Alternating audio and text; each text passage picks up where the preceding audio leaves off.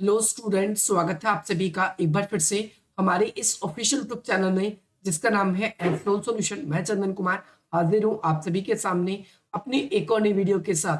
तो गाइस, आज की इस नई वीडियो में हम डिस्कस करेंगे उन सभी स्टूडेंट्स के लिए जो एमपीएस कोर्स के स्टूडेंट्स हैं, मास्टर ऑफ पॉलिटिकल साइंस के स्टूडेंट्स हैं, सेकेंड ईयर के स्टूडेंट्स हैं और उन सभी के पास में एमपीएसई 008 का सब्जेक्ट है।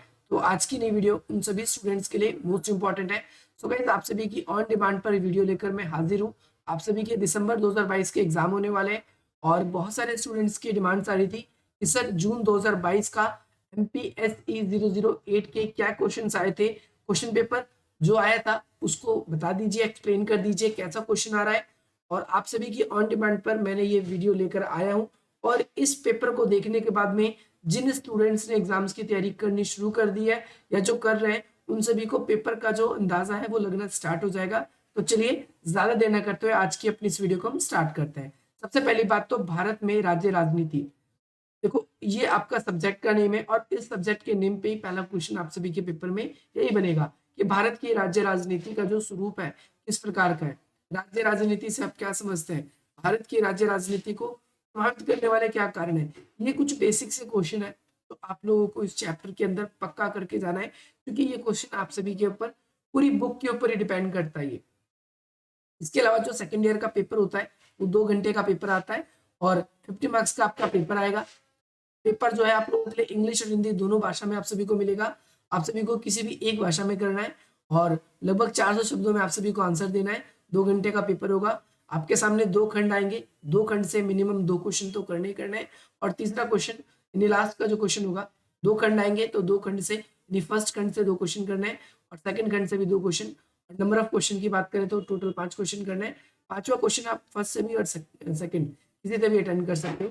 तो पहला क्वेश्चन आप सभी की स्क्रीन पर ये है। क्वेश्चन ये पूछा गया था, भारत में जाति और अस्पृश्यता पर राष्ट्रवादी प्रतिक्रिया। पहली बात तो ये क्वेश्चन अच्छे तरीके से इसको आपको समझना है कि जांच कीजिए।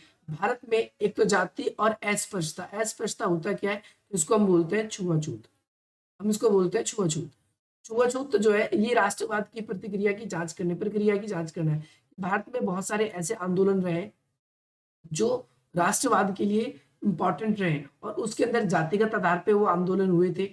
उस जातिगत आंदोलन के अंतर्गत अस्पृश्यता को मुख्य आधार बनाया गया था। उन सभी आंदोलनों की आपको इस वाली क्वेश्चन के अंदर चर्चा करनी है।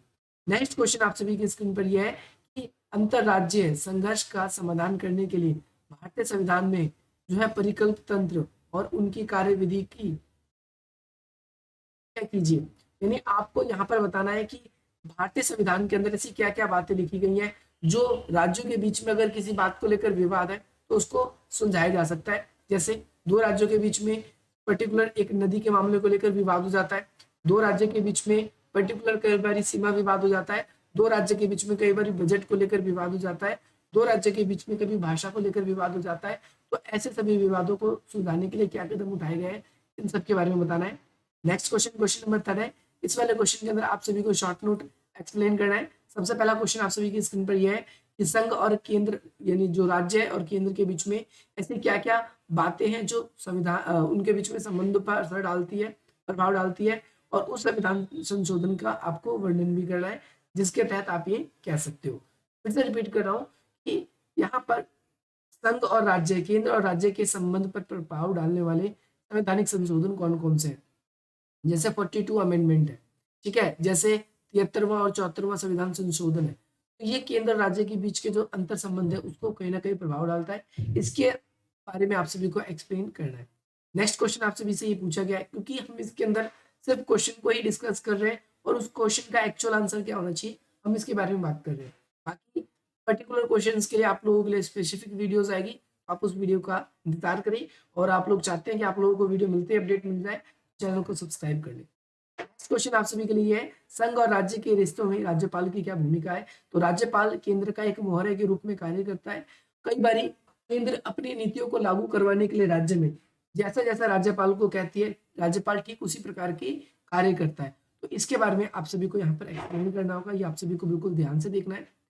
अगली चीज देखो, दो ये शॉर्ट नोट अगर आप लोगों को आते हैं तो ये सबसे ज्यादा इजी है क्योंकि एक क्वेश्चन आप लोगों के लिए शॉर्ट नोट में 5 मार्क्स का बन जाता है और 5 मार्क्स में आप ओनली 1.5 पेज भी लिखते हो तो आपको 5 में से 5 पूरे में से पूरे मिलेंगे, ये गारंटी है। नेक्स्ट क्वेश्चन ये है, क्वेश्चन नंबर 4, भारतीय चुनाव व्यवहार के प्रमुख निर्धारक तत्व कौन कौन से हैं? भारतीय चुनाव को निर्धारण करने में क्या क्या ऐसी बातें रहती है? तो भाई यहाँ पर आप देखोगे, सबसे पहली बात है चुनावी क्षेत्र, दूसरी बात वहाँ की जनसंख्या, उसी हिसाब से वहाँ पर कैंडिडेट भी उतारे जाते हैं, उसी हिसाब से जैसा चुनावी क्षेत्र होता है, जहाँ पर किसी एक पर्टिकुलर पार्टी का अगर वर्चस्व होता है तो वहाँ पर अन्य पार्टियां क्या करती है, अपना लिबरल या नॉर्मल उम्मीदवार उतारती है। ऐसा नहीं है कि नरेंद्र मोदी जी अगर किसी एक पर्टिकुलर एरिया से चुनाव लड़ रहे हैं और वो काफी स्ट्रॉन्ग कैंडिडेट है, तो उसी जगह पर जो है दूसरा भी कोई स्ट्रॉन्ग कैंडिडेट पार्टी उतारेगी। उन्हें पता है कि एक अगर कैंडिडेट स्ट्रॉन्ग है तो उसके एवज में हमें नॉर्मल कैंडिडेट उतारना चाहिए, क्योंकि जहां पर जिसकी ज्यादा पॉपुलैरिटी होती है हमेशा चुनाव में वो चीजें आगे बढ़ती है।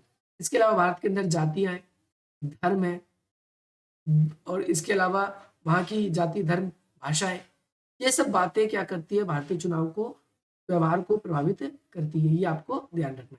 नेक्स्ट क्वेश्चन, क्वेश्चन नंबर 5 है आप सभी के सामने। इसमें पूछा गया है कि 1980 के दशक में उत्तरार्ध में, उत्तरार्ध का मतलब है उसके बाद में,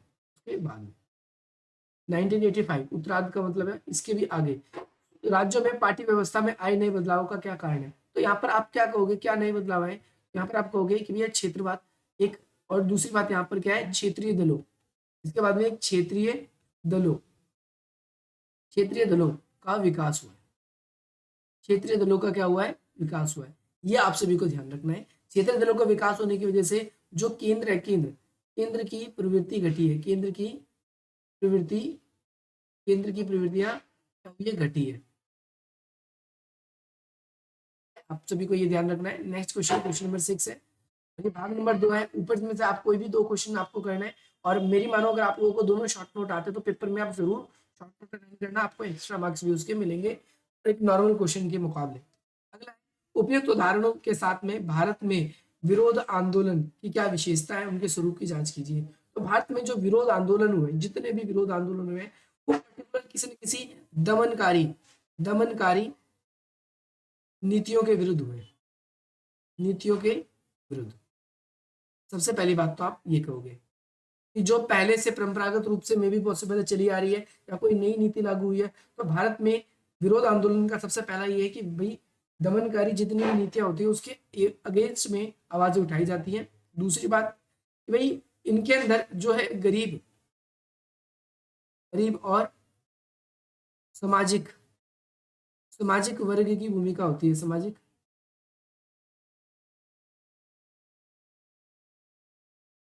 वर्ग की भूमिका होती है, आप सभी को याद रखना है। नेक्स्ट क्वेश्चन आप सभी के लिए है भाई,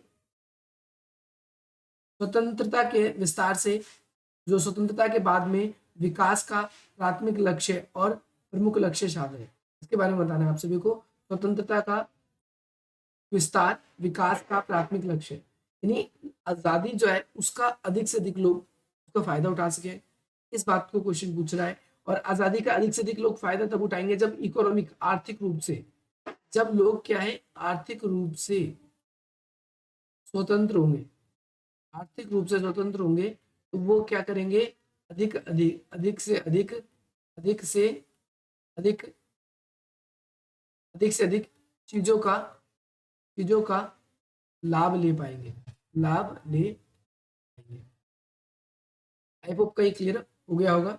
बाकी इसी प्रकार की इंटरेस्टिंग और मोर वीडियोस पाने के लिए आप हमारे चैनल को सब्सक्राइब करें। नेक्स्ट क्वेश्चन आप सभी के सामने क्वेश्चन नंबर 8 है कि भाई भारतीय राजनीति पर कृषि में परिवर्तन के प्रभाव की जांच कीजिए। तो कृषि के परिवर्तन में कई प्रभाव कब आए, जब नई तकनीकों का विस्तार हुआ है या विकास हुआ है, तकनीकों का विकास हुआ है, तकनीकों के विकास के कारण नई नई कृषि प्रणाली हमने अपनानी शुरू कर दी है और कृषि में परिवर्तन हुए। और परिवर्तन होने के बाद से जो है 2 प्रकार के प्रभाव पड़े हैं, एक किसान में बेहतर यानी अच्छे प्रभाव, और दूसरे प्रभाव ऐसे हैं जो कि बुरे प्रभाव। तो अच्छे प्रभाव कौन कौन से हैं, तो आप अच्छे प्रभाव कहोगे यहाँ पर ज्यादा बेटर है अच्छे प्रभाव, और बुरे प्रभाव कैसे हैं, तो बुरे प्रभाव नॉर्मल प्रभाव, इस तरीके से। अच्छे प्रभाव कौन कौन से इसके बारे में चर्चा, और बुरे प्रभाव कौन कौन से इसके बारे में चर्चा करनी है। नेक्स्ट क्वेश्चन आपसे भी से पूछा गया है कि संक्षिप्त लेख लिखिए, श्रमिक वर्ग पर निजीकरण का प्रभाव, श्रमिक वर्ग पर निजीकरण का प्रभाव। श्रमिक वर्ग पर निजीकरण का कई प्रभाव पड़ा है। पहली बात तो जो है बेरोजगारी है, बेरोजगारी में वृद्धि हुई है क्योंकि निजीकरण से लोगों के जॉब्स जा रहे हैं। दूसरी बात, आप ये भी कह सकते हो कि भाई देश का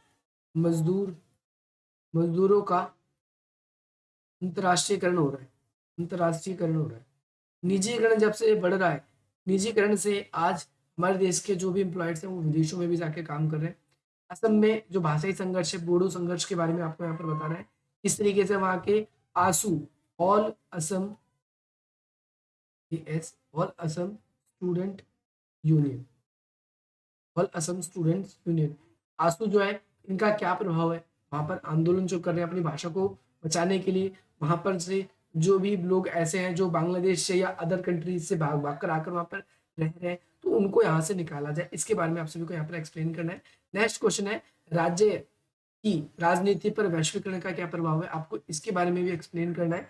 सुनाओ, यहाँ पर हमने इस वीडियो में ये चर्चा की कि वैश्वीकरण का क्या प्रभाव है, वैश्वीकरण का क्या प्रभाव नहीं है, और आने वाली जो वीडियोस है उसके अंदर हम अपनी और भी इसी प्रकार की जो भी इंटरेस्टिंग वीडियोस होगी उन सभी को डिस्कस करेंगे।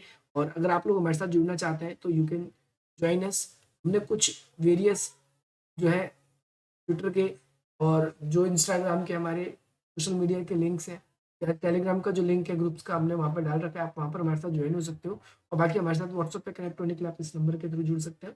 बाकी मिलते हैं आप सभी से अपनी अगली वीडियो में। जय हिंद, जय भारत।